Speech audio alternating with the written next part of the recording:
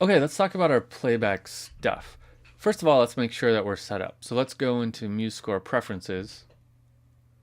Then I'm going to go to this I/O tab. Whenever you see I/O in audio or music software, that means in, out. So our ins and our outs. So this is going to look different if you're on a PC. So on a Mac, it's going to say API, what I want to be using. Basically, this means my main audio engine. And then this is what are my speakers connected to. So you might want built-in output. That'd be like your headphone jack on your computer or internal speakers on your computer, whatever. I have some fancy audio stuff set up here, and my fancy audio thing is called a quartet. So my speakers are plugged into a little box called a quartet, basically. And here's more info about our MIDI input. You shouldn't need to modify that. That's going to be for that keyboard that we were just talking about. So let's leave that for now. But if MIDI isn't working for you, you might want to check here. Now this jack audio server is another way that audio can be routed on your computer. Hopefully you don't need to use it. Jack it's kind of like another API here. It's like another way to route audio around in your computer. It's a little tricky to use. So if you can avoid it, please do. I love that they've included Jack here, but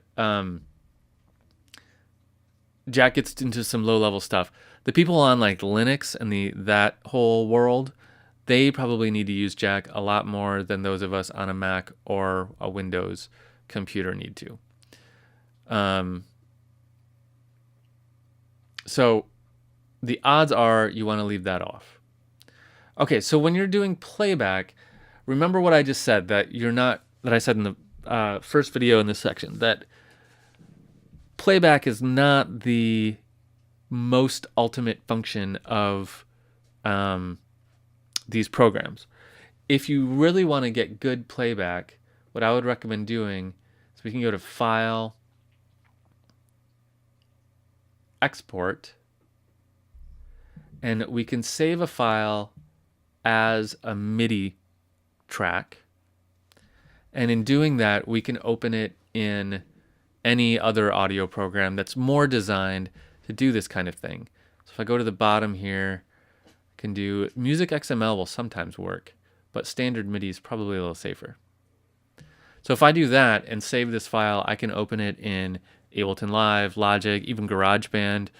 All of those programs will have more instruments built in and then will sound pretty good. However, if I want to stay inside MuseScore, I can go to View, Mixer, and see some more controls. So here I can select a different sound that it's using. So I can use, and they give you kind of a bunch of stuff that you can play around with.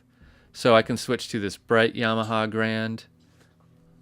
Let's hear it. And I can adjust some controls over it, a little more reverb maybe. Let's hear what that did. Yeah, it sounds a little bit different, a little more honky-tonk, but that's okay. So there are some playback options.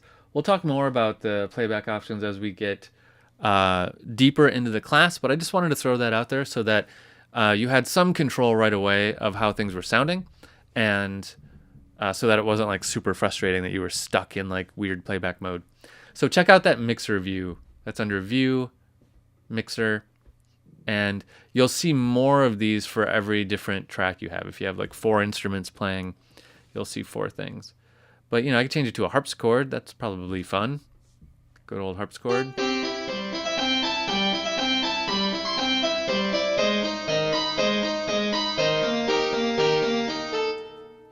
You can goof around with it all you want. Okay, with that, let's dive into the meat and potatoes, and let's talk about setting up a score first.